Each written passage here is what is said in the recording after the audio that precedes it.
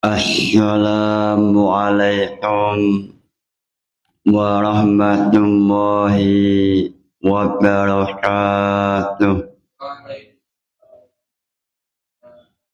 Ila hadratin Nabi Muhammad sallallahu alaihi wasallam wa ila jami'i mu'allifil kitab khususan mu'alif Lubul Usul wa ila jami'i masyayikh al-baya wa bil khusus Rama Kiai Haji Muhammad Anwar Mansur wa ila jami'i mustahidina wa munawwidina wa jami'i muslimin wal muslimat.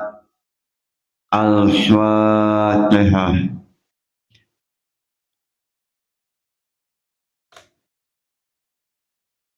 Sebelum memulai pembahasan, silakan mahasiswa atau santri yang mau bertanya.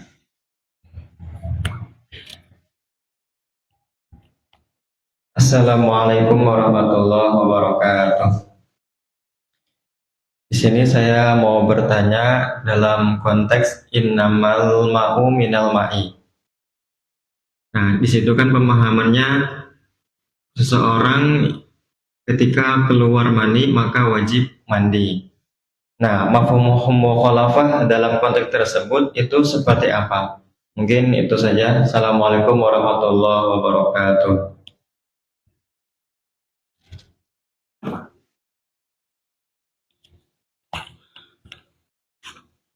Muncul pertanyaan dalam hadis mengatakan innamal ma'u minal ma'i,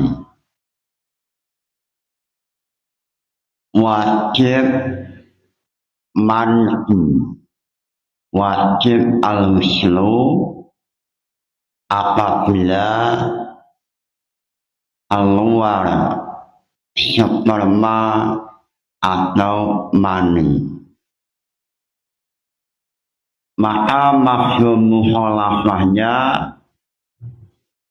tidak wajib al-ghuslu seandainya pada waktu jima tidak keluar mani. Ini secara ilmu usul fiqh. Lalu dalam fiqh, dalam kitab Mahali atau dalam kitab Nihayatul Muhtaj atau dalam kitab Majmu' mengatakan wajib untuk al-ghuslu, wajib mandi apabila melakukan jima walaupun tanpa mengeluarkan mani. Walaupun tanpa keluar mani, wajib al-ghuslu. Ini untuk menganalisa hadis al-ma'u minal ma', ini tahrijul syuru' alal usul, ini seperti apa? Sebelum menjawab pertanyaan, sebelum menganalisa jawaban, Alangkah istimewanya memulai membaca Lugul Ushul halaman 101 pembahasan mafhum mukhalafah. Bismillahirrahmanirrahim. Wa minha al-ilatu wa dzarfu wal halu wa syaratu wa adza al-ghayatu wa taqlimul ma'mul alikan wal adatu.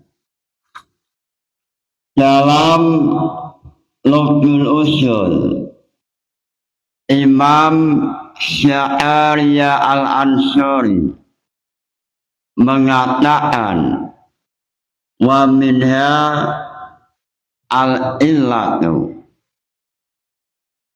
termasuk lafaz yang bisa untuk dimafhum mukhalafah yaitu ilat. Lalu setelah ilat dzarf, lalu hal, lalu syarat, lalu royah. Lalu dalam Royatul Ushul mengenai contoh royah, yaitu dalam ayat fa'in talaqaha fala tahillu lahu wala tahillu lahu min ba'di ma wala tahillu lahu min ba'di ma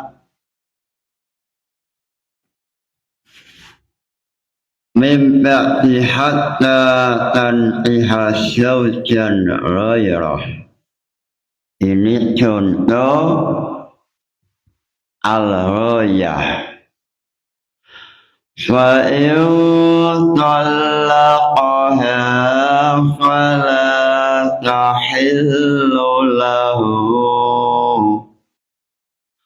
wala tahillu lahu min ba'du hatta tanqiha zawjan ghairah. Hatta tanqiha zawjan ghairah.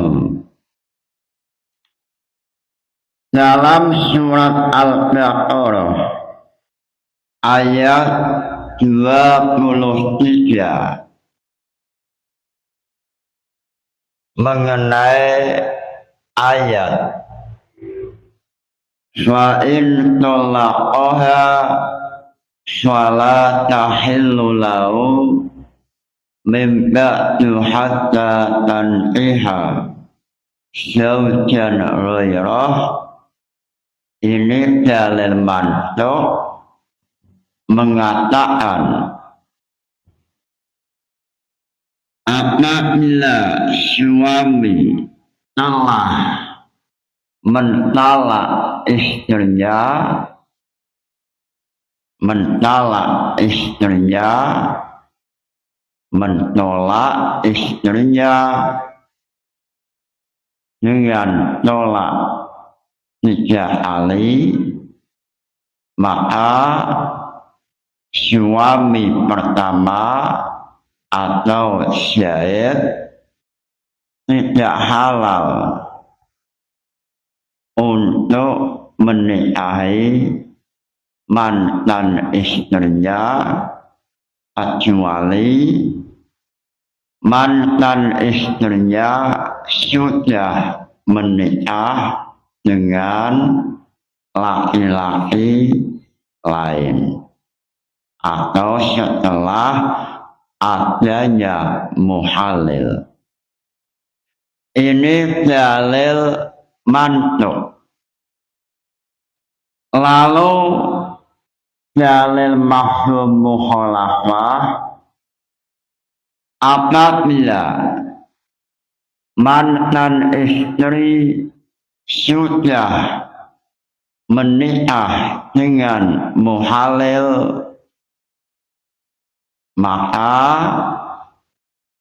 istri halal untuk suami yang pertama atau syahid yang statusnya suami pertama boleh untuk menikahi mantan istrinya yang sudah melakukan menikah dengan muhalil atau sudah menikah pada orang lain lalu pisah, maka syahid boleh untuk menikahi mantan istrinya. Ini mafhum mukhalafah.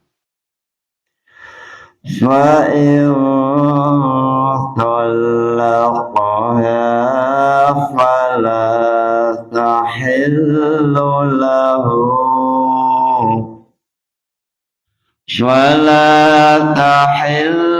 له مِنْ بَعْدُ حَتَّى تَنْكِحَ زَوْجًا غَيْرَهُ. Ini contoh mafhum mukhalafah dari royah. Lalu contoh mafhum mukhalafah dalam wilayah ilat, contohnya dalam royatul musyul akli asyaila lihajati, berikan harta ini pada manusia yang membutuhkan lihajati. Maka di mafhum mukhalafah tidak boleh memberikan pada manusia yang tidak butuh. Lalu contoh zarf, qauluhu wa zarfu syamanan aw makanan. Zarf syaman maupun zarf makan ini bisa untuk dimafhum mukhalafah. Mengenai contoh dalam royatul musyul, contoh zarf syaman, syafir rodan ailafi royri. Wahai syahid, besok engkau melakukan perjalanan. Maka di mafhum mukhalafah tidak boleh melakukan perjalanan musafir pada hari ini. Ini mafhum mukhalafah dari zarf syaman. Atau contoh mafhum mukhalafah dari dzaraf makan ikilis amama fulanin ikilis duduklah di depan fulan jalasa yajlisu julusan jalasa yajlisu julusan wa majlasan wa huwa jalisun jalasa yajlisu bab sani Ijlis amama fulanin maka dimaksud mukhalafah tidak boleh duduk ada pada belakang fulan. Ini maksud mukhalafah. Lalu wasyaratu walhalu contoh hal seperti ahsin ilal abdi mutian lakukan kebaikan pada abd pada hamba sahaya mutian yang selalu taat maka tidak boleh dimaksud mukhalafah maka tidak boleh memuliakan hamba abd yang ahli maksiat. Ini adalah maksud mukhalafah dari dalil mantuk yaitu ahsin ilal abdi mutian wasyaratu lalu syarat contoh wa in kunna ula bihamlin wa anfiqu alaihinna dalil mantuk dalam ayat ini mengatakan apabila istri yang ditolak dalam keadaan ulatu hamlin dalam keadaan mengandung maka wajib suami menafkahi. Ini dalil mantuk. Lalu maksud mukhalafahnya seandainya istri yang ditolak tidak dalam keadaan hamil maka tidak wajib suami menafkahi. Lalu muncul pertanyaan, apa tahrijul furu' alal usul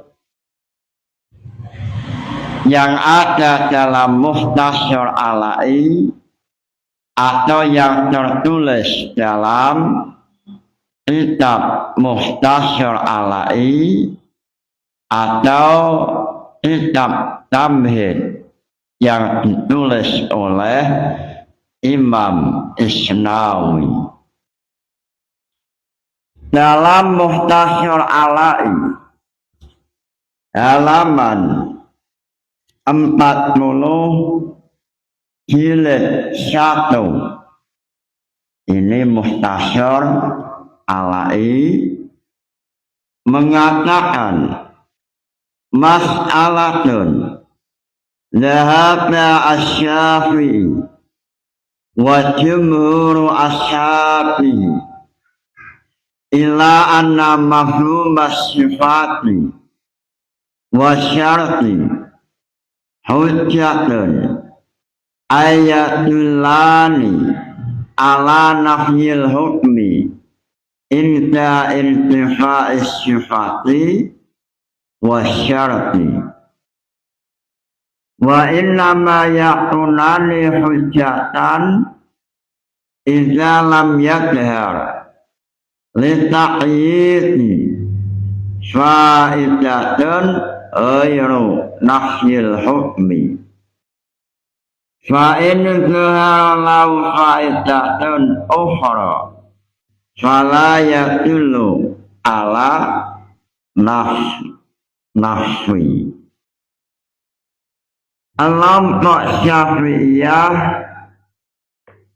dan kelompok jumhurul fuqaha mengatakan bahwa mafhum mukhalafah bisa untuk menjadi hujjah seperti contoh fajlidu samanina jaldah, sehingga mafhum mukhalafah tidak boleh untuk menghukum menjilid tidak sampai 80 kali jilidan. Ini mafhum mukhalafah. Sehingga kelompok Syafi'iyah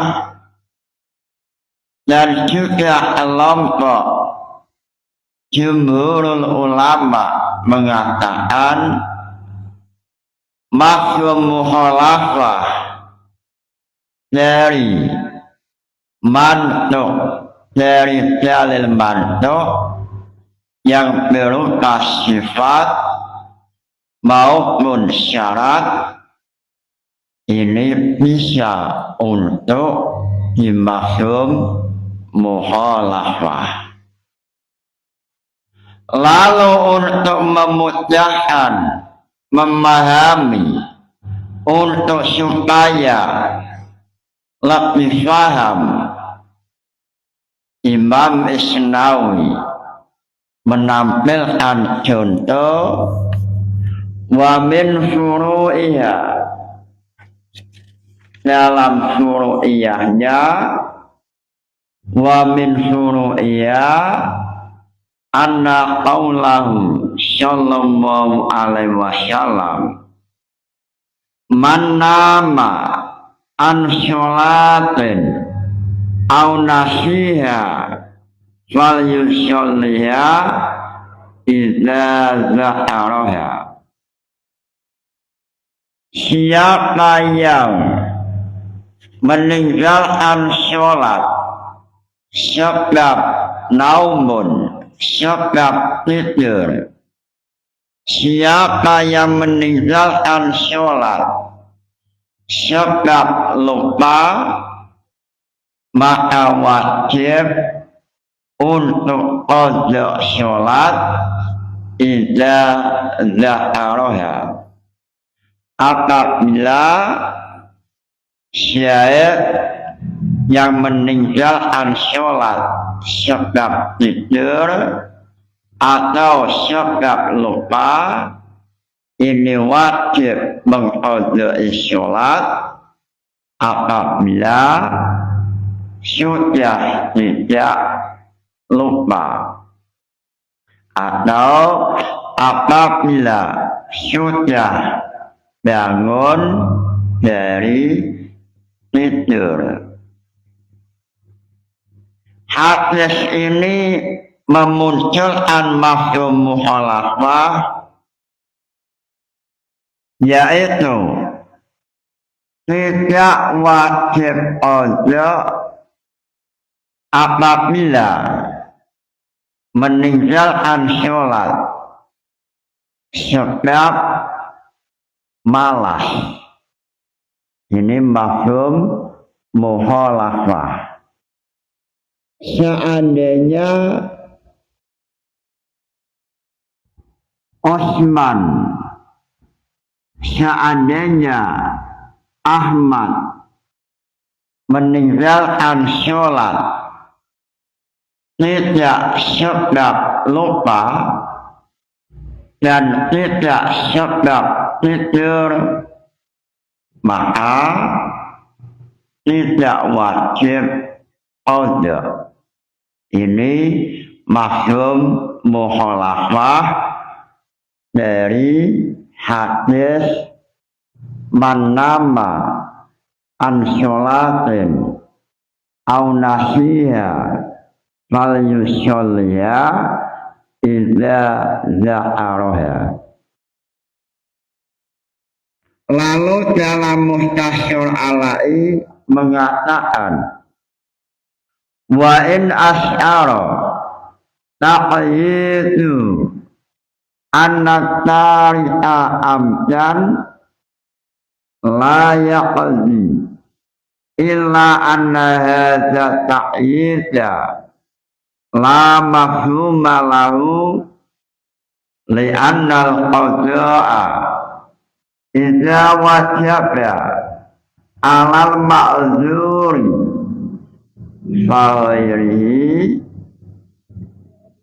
bitariqil aula.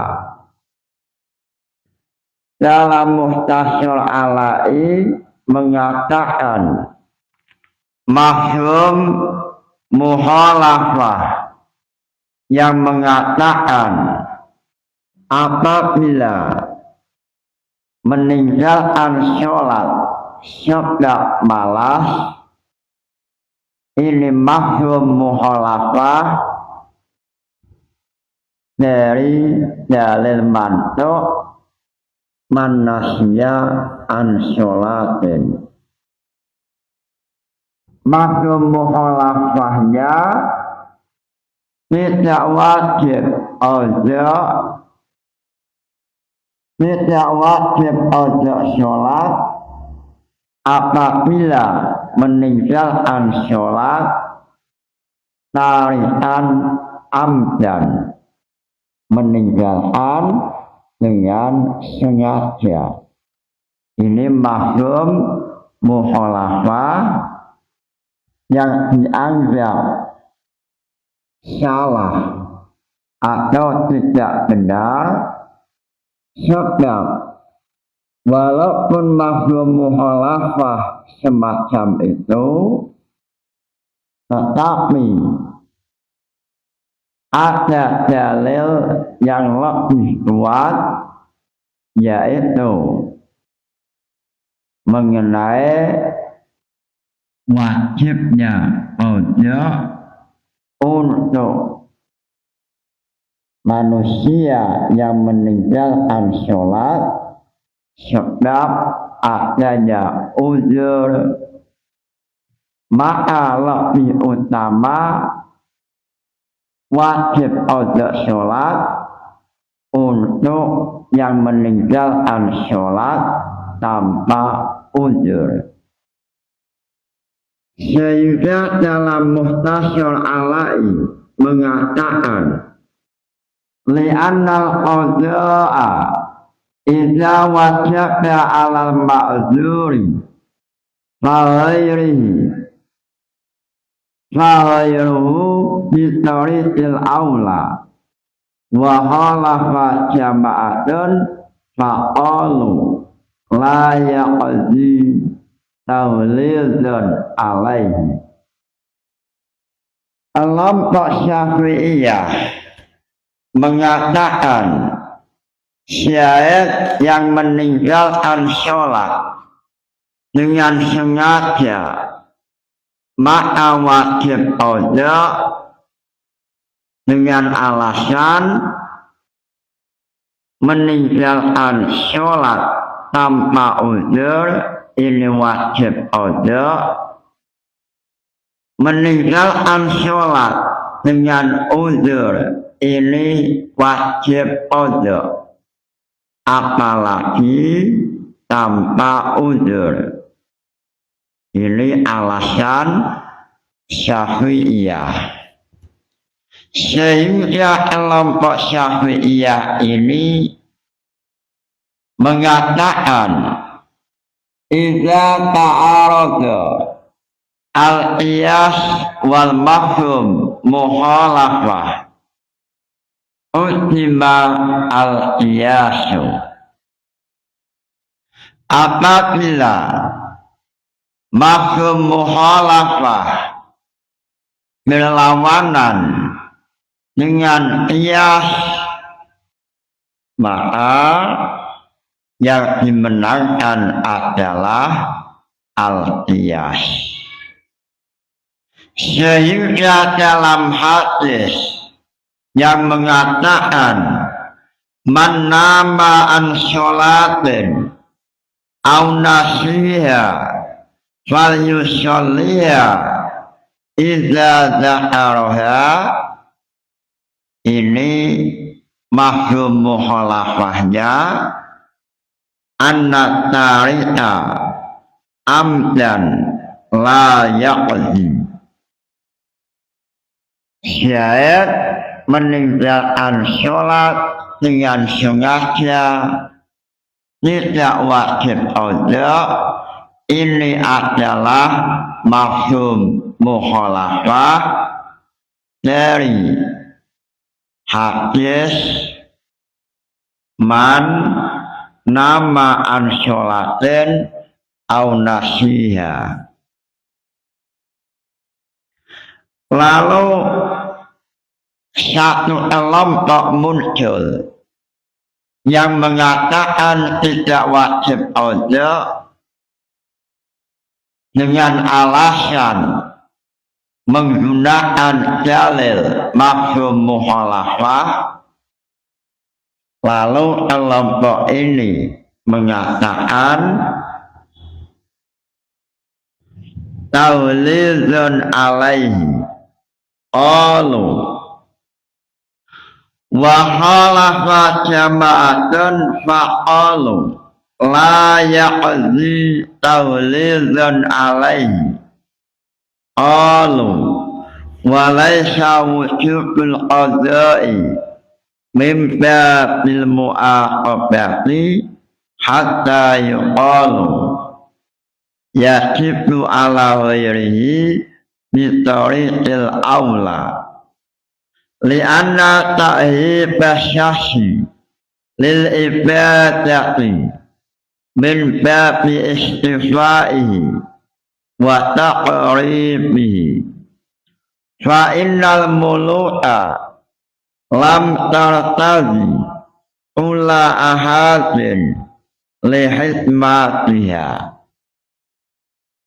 Kelompok jamaah yang mengatakan tidak wajib qada dari sholat amdan, kelompok ini memiliki alasan. Alasannya bahwa sholat yang ditinggalkan tidak dalam keadaan lupa atau sholat yang ditinggalkan bukan sebab tertidur, maka tidak ada istilah qada. Lalu alasan kelompok ini sebab li'anna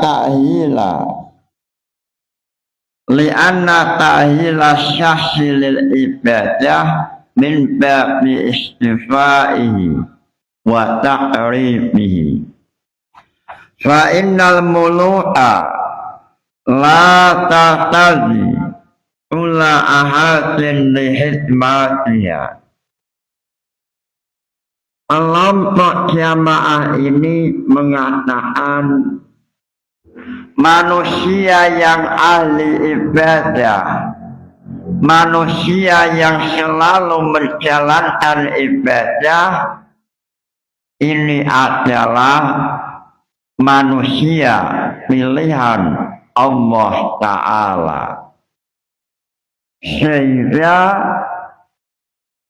manusia yang dipilih oleh Allah, manusia yang menjadi kekasih Allah, maka manusia ini pasti selalu menjalankan ibadah sholat.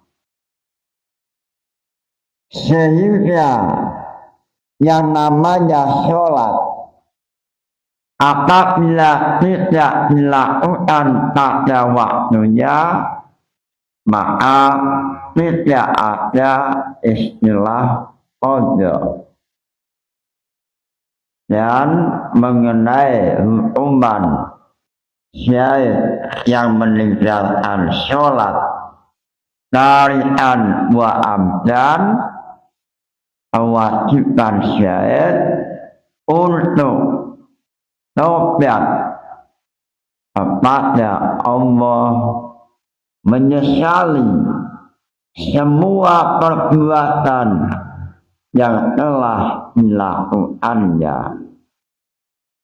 Ini satu pendapat dari Jama'atun yang tertulis dalam kitab Mukhtasar Alai yang mengatakan wa khalafa jama'atun faqalu la yaqzi tawlidun alaihi qalu wa laysa wujubul qadha'i min babil mu'aqabati hatta yuqalu yajibu ala ghairihi bitariqil aula li'anna ta'hila syahsi lil ibadati min babi istifaihi wa taqribihi fa innal muluka la taqtazi ula ahadin lihikmatiha. Ini alasan Jama'atun yang mengatakan anna tari'a amdan la ya'zi. Mengenai pemahaman kelompok jamaah ini memahami bahwa sholat adalah ibadah pilihan, yang bisa melakukan sholat adalah manusia-manusia pilihan. Sehingga pada waktu sholat tidak dikerjakan, maka mengenai manusia yang tidak sholat, berarti manusia ini tidak menjadi aulia illah atau kekasih Allah. Contoh semisal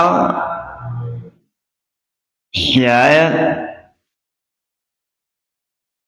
memiliki istri namanya Zainab. Lalu syahid mengatakan kepada istrinya, syahid mengatakan besok mau perjalanan menuju Jakarta, dan ini perjalanan yang paling istimewa. Lalu syahid mengajak istrinya.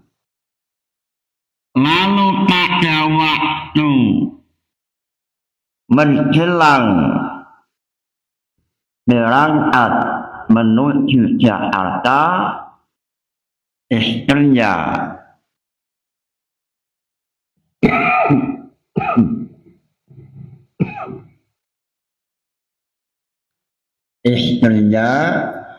tidak bisa mengikuti.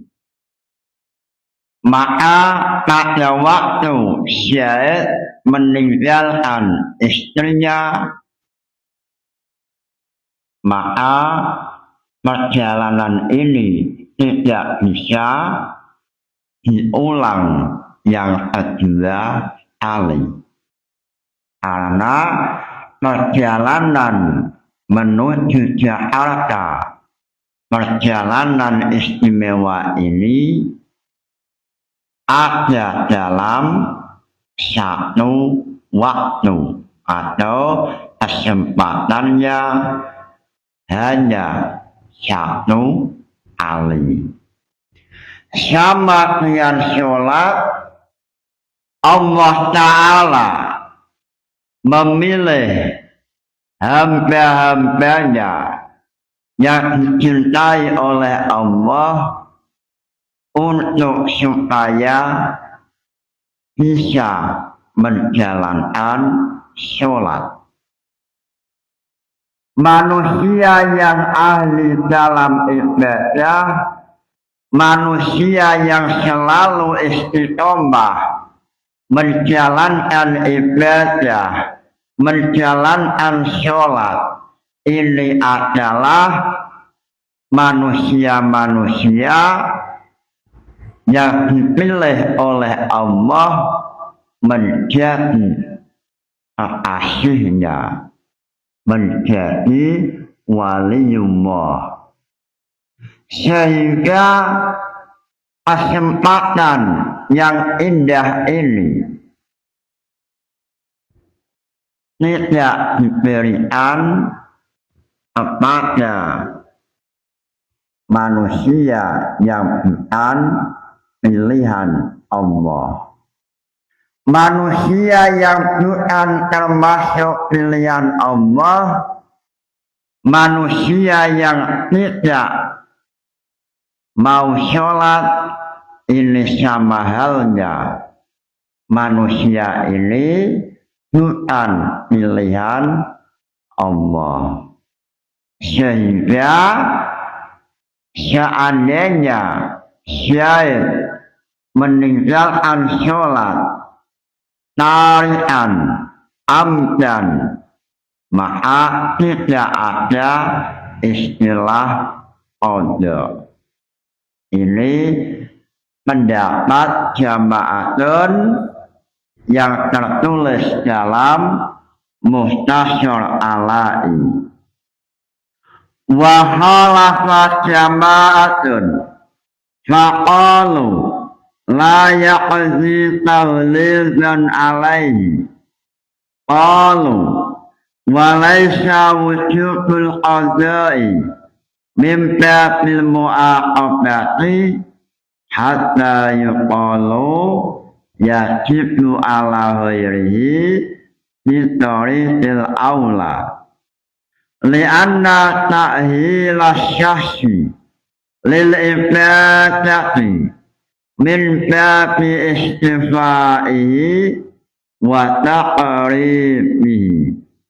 Fa innal mulu'a la tartazi kulla ahadin li hikmatiha.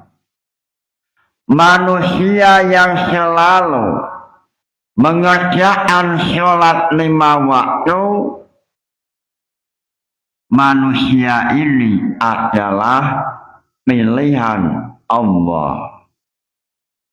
La taqtazi li hikmatihi. Fa innal mulu'a la taqtazi kulla ahadin li hikmatiha.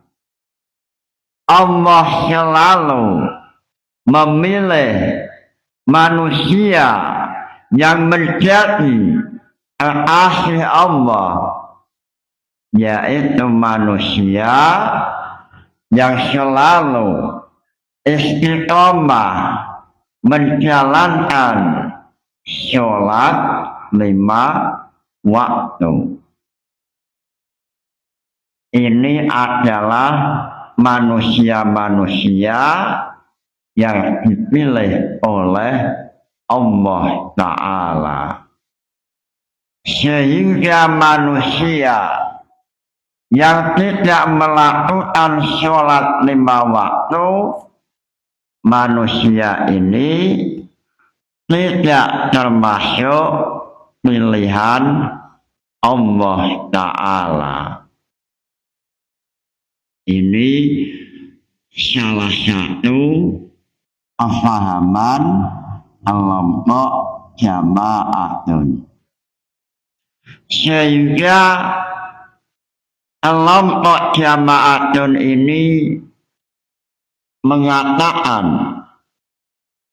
sholat itu seperti halnya suatu perjalanan yang istimewa. Semisal Syed memiliki 5 putra, lalu Syed mau melakukan perjalanan yang penuh istimewa, maka Syed pasti memilih salah satu di antara anak yang dicintai. Salah satu putra Syed yang bisa ikut dengan Syed,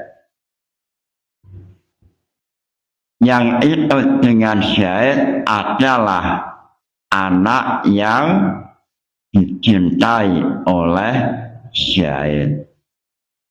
Li'annal mulu'a la tartazi kulla ahadin li hikmatiha. Seorang raja pada waktu menjalankan perjalanan tidak akan memilih salah satu hamba kecuali manusia itu manusia pilihan. Li'annal mulu'a la tartazi kulla ahadin lihikmatiha. Lalu muncul pertanyaan. Dalam hadis mengatakan, innamal ma'u minal ma'i. Wajibnya mandi wajib apabila keluar mani.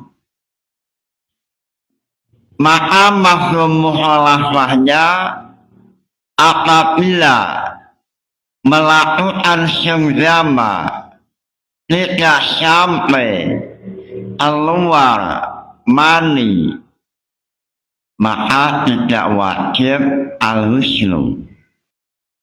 Ini memang betul mafhum mukhalafah. Lalu dalam jam'ul jawami' mengenai masalah ini, dalam jam'ul jawami' mengatakan boleh mafhum mukhalafah dinasah dengan hadis lain. Sehingga dalam jam'ul jawami' mengatakan misalun nashiha yunahu ma taqaddama min nashi hadis innamal ma'u minal ma'i fa innal mansuha mafhumuhu wa huwa an la husla inda adamil insyali.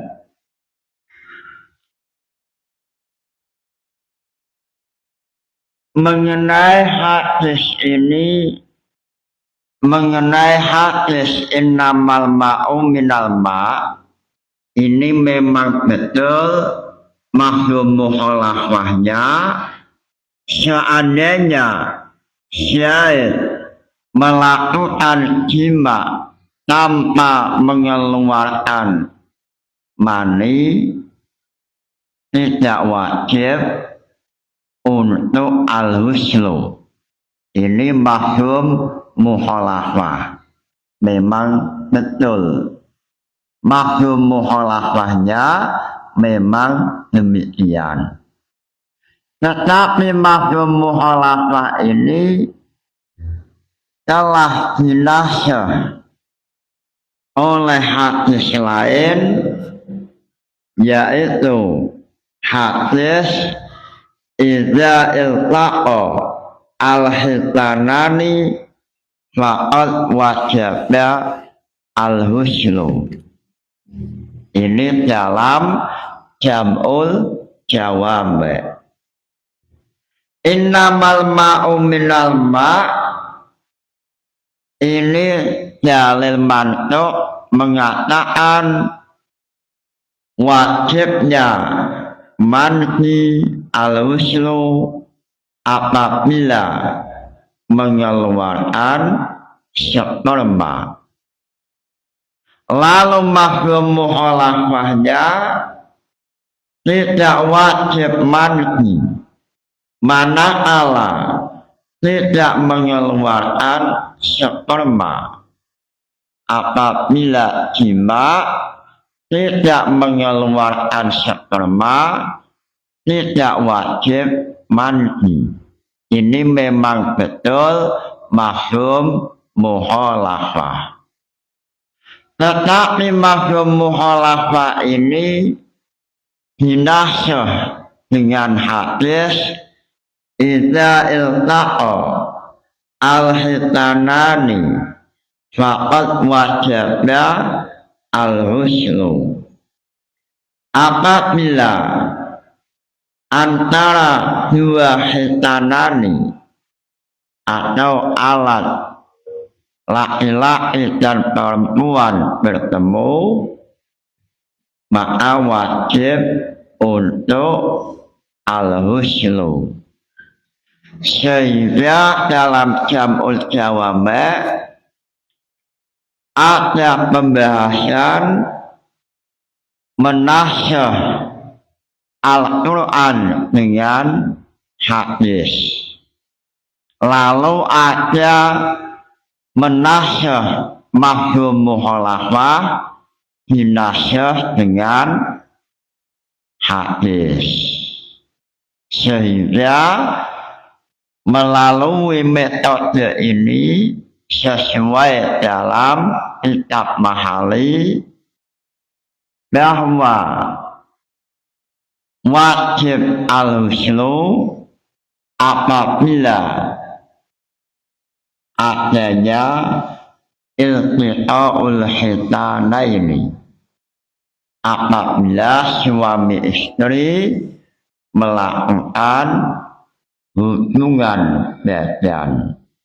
Wa ilam yansyal, walaupun dalam jima tersebut tidak sampai mengeluarkan sperma.